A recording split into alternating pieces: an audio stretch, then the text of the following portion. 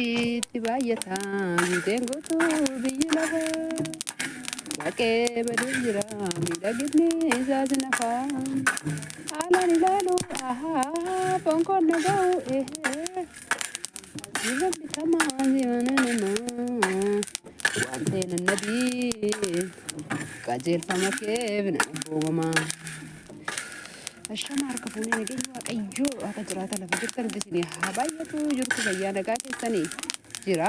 Dhiifa manaa godha haaduna nakaa koofna uffachaa isiniin jedha maaliif jenna waan qabanii gabaa baanii jedhanii maaltu akka bituuna dhowwina wallaalee nan irraanfadha baay'inaanis maalittiin waaqa warreen mana keenya kaadisii taatanii sabskiraayib godhaa soorsaa yuutuubii jedhama yuutuubiin maqaa yuutuubii gootii fakka maatiin taasisin jedha mo'aa koo ilaaltu.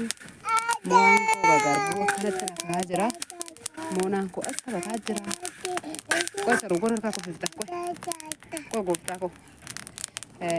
Egaa garbuu isaa shaaranii cincesanii dhamsa isaa keessatanii abiddarra moganaa kaa'anii affeelanii affeelli isaa ija isaa kana mogan naqanii dhimmuu isaa kala wantoosaa dhugan sana gaa hin beeku. Akkanaa kanan beekan lafa maqaa irraa baaseera gimmaasha. Akkatti tsas godheetanii irraa baaseen daanteeliidhaan qabadhe gaa na'uuf galchaa maaliifi anis hin jala yoon gubadhe na dhabdu minaan egaa anis hin jala yoon gubadhe na dhabu keessanirra qodaadhaan waa qabata rakkoon qabutiire kanadha dheedhiinsaa jechuudha. Dheedhiinsaa kanadha bishaan sanaa wal bukkeettuu ilaaluu dandeessu. Yaa beektu yeroo baay'ee warri beektan warri reefu gurbaa abidda qabatta.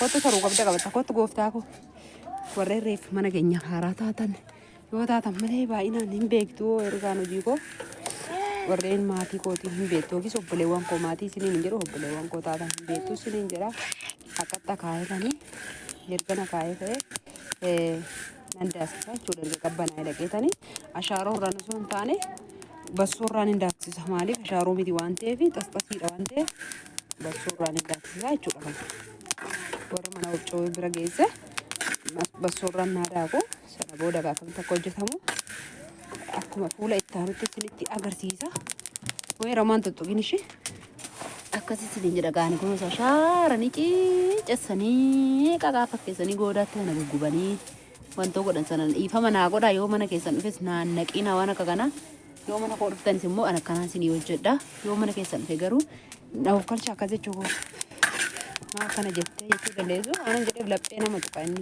dhuggaaraa namatti kaasaa isiniin jedha maaltu si gashee waan nama sii galleen keessummoo jechuu dandeessu warreen gara gaxarii jirtan yennaan dhufe qarboo naanadhu rakkoon hin jiru yennaan minaan meeshaa fe'ee geessu jechuudha qarboo nan sobe ittiin faana qalla duubanii hingaa kana jalaan dhaamsa ba'e maaliifi dhakaa xumuree waan ta'eef eeleensaa hunaa kaa'uuf jechuudha ergan dhaamse omoera maaliif dheedhii irraa baaftachuu dandeessus akkanaatu minyaa dhiiga namaas hin ta'a akka bassootti bakka kenneettuunsa baay'ee minyaa kun diimate abdatu xaadha ko abdatu eeleen alaatu saree koo deemi kottu ka gooftaa koo ila kottu tarugaa waaqayyo qalli keessa ol qabanya kaammoo moona iddoo ishiin teessu sinitti addoon agarsiisee lafa curree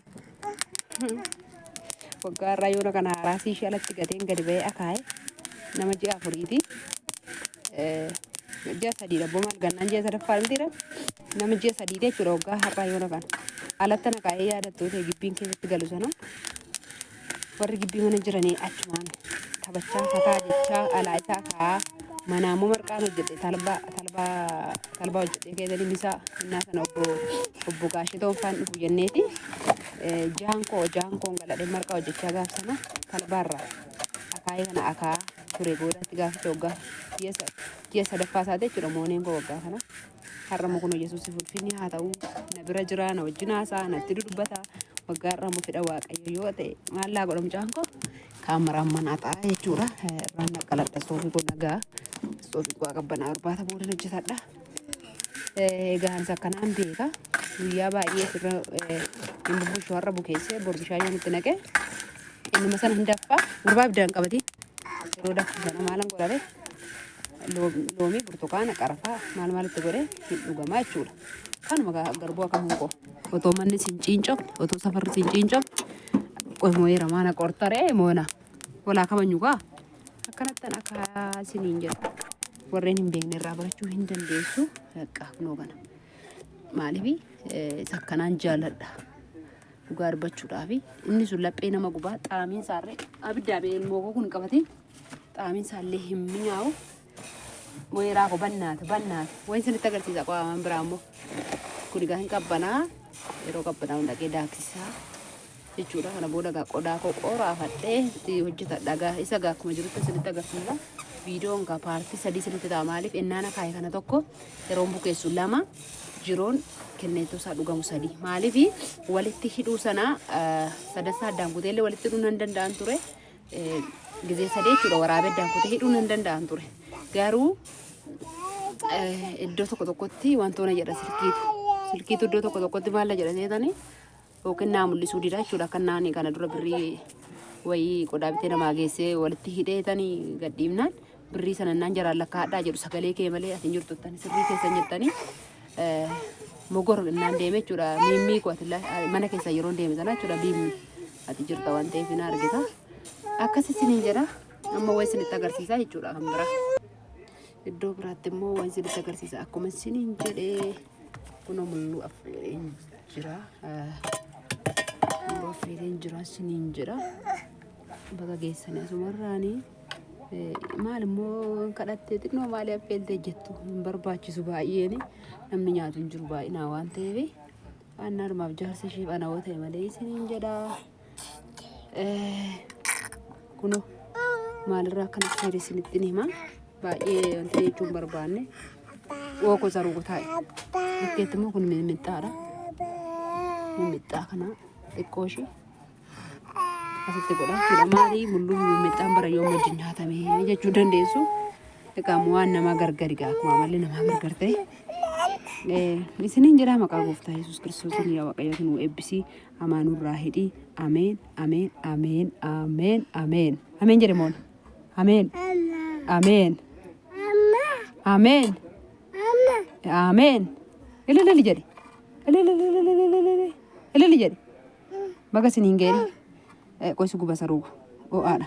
Kanan siniin jedha egaa mulluun keenya boqqolloodha. Boqqolloo fayyaa biteetanii nan tume jechuudha. Inni kun boqqolloodha. Maan kana mucaan irraa fudhate moo irra dhiisi kaa bannaati bilaa ishee boqqolloo tume beeqilaadha. Beeqilaarraan immoo maalidha qamadii taffageetti naqe jechuudha.